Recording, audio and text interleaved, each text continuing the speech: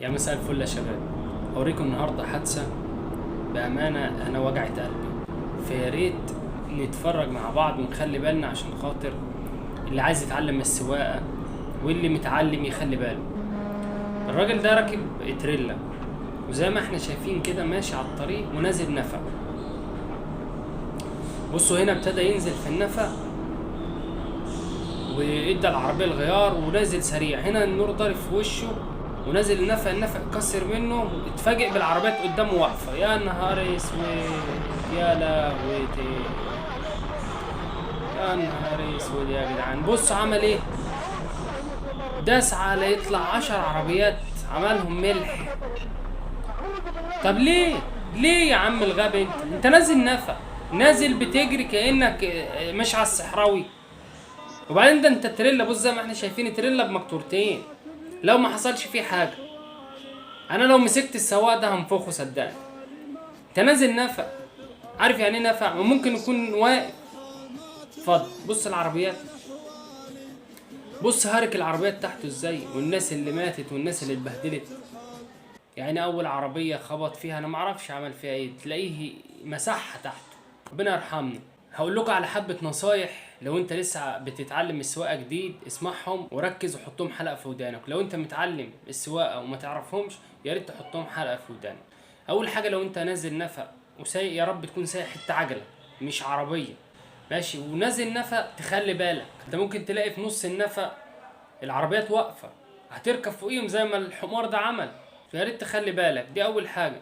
تاني حاجه، لو انت ماشي في شبوره، عشان انا عندي حد عزيز عليا الله يرحمه كان لسه بيتعلم السواقه جديد، وكان في شبوره زي كده على الصحراء، وكان مروح يزور بنته لسه بيتعلم جديد، ما يعرفش القواعد بتاعت الطريق اللي لو انت في شبوره تعمل ايه. فراح ركن العربيه على جنب وقعد جواها، قال انا مش عارف امشي، وراح قاعد على اساس ان هو يستنى منا ما الشبوره تمشي. خد مني نصيحه، انا سواق لي 20 سنه، حضرتك لو في شبوره اوعى تقف، ما تقفش لا على الجنب ولا في النص الطريق ولا في اي حته، اوعى تقف، امشي. شوف عربيه ماشيه واضرب عينيك وراها في النور بتاعها على الاشارات بتاعته، بيكون مشغل الانتظار، وانت اكيد لازم تشغل الانتظار ده اكيد. تمشي وراه، ما توقفش، اوعى تقف.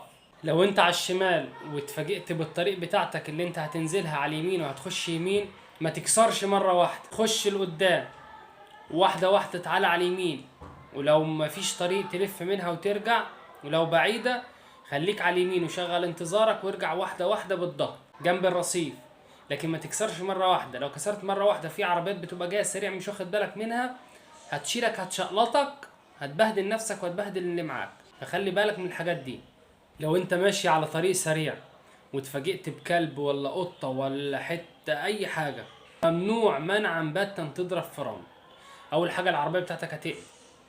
تاني حاجة، لو في حد جاي وراك سريع هيبرشك انت والعربية واللي قدامك اللي انت ضارب فرامل عشانه.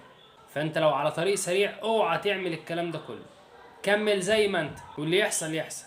المرور بيقول لك كده، مش انا اللي بقول، القانون بيقول كده، بيقول لو قدامك حاجه ما تضربش فرامل عشان خاطر ممكن تلبس وراك 5 6 عربيات تبهدل الدنيا، بدل ما انت بتفدي كلب ولا قطه كلت بهدلت الدنيا كلها، واللي وراك واللي قدامك والدنيا باظت. بشوف ناس كتير، انا الصراحه بقول غصب عنهم يمكن فهموهم على قدهم، العجله تنام منه، هو ماشي على الشمال، العربيه هو ماشي سريع والعجله بتنام منه، يفضل البيه يهدي على الشمال لغايه ما العربيه تقف منه، ما يعرفش يجيبها على اليمين، ويفضل يحللك في العجله على الشمال. يا حبيبي دي طريق سريع، اللي على الشمال ده طريق سريع، خط سريع، اللي العربيات بتيجي من وراك سريعه هتبهدلك، هتيجي تريلا تلوشك زي كده تاخدك انت وعربيتك تبهدلك. العجله لو ضربت منك ولا العربيه عطلت انت وماشي سريع، واحده واحده ابدا امسك اليمين، ما توقفليش في الشمال ولا توقفليش في النص. انا بشوف ناس واقفه في نص الدائري، وبشوف ناس على طريق سريع واقفه على الشمال. يا حبيبي الكلام ده غلط، فخلي بالك من الكلام ده عشان ربنا يسترها معاكم. طيب العجله نامت منك وربنا كرمك ورحت واقف سنه سنه كده على اليمين، تعمل ايه؟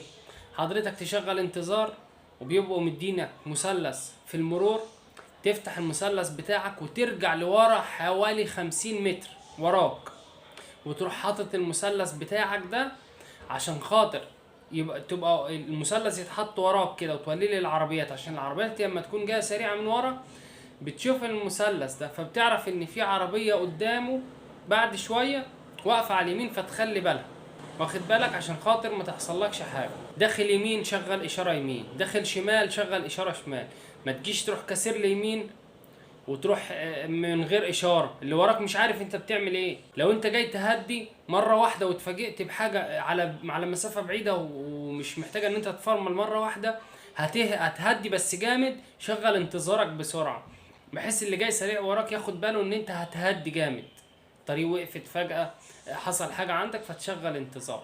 تخلوا بالكم الحاجات دي حاجات بسيطه، بس للاسف بشوف الناس اللي هي لسه ما بتعرفش السوق بتبهدل معاها الناس القديمه. تبقى انت سواق ليك 30 سنه ومعاك درجه اولى وراجل سواق برنس، بس للاسف تبقى ماشي تبص تلاقي واحد بيتعلم امبارح، ولا الستات بقى، طبعا بعد احترام للستات، انا بشوف ان بيبقوا ماشيين على الدائري في الشمال على الاولاني. يا ست انت رايحه فين؟ ما مش عارفه تسوقي، ما تركبيش عربيه، ما تبهدليش نفسك وتبهدلينا معاك. فنخلي بالنا من الحاجات دي، عشان الحاجات دي مهمة جدا. المهم بعد الحكي اللي احنا حكيناه ده، انت عملت متابعة من على الفيس ولا ما عملتش؟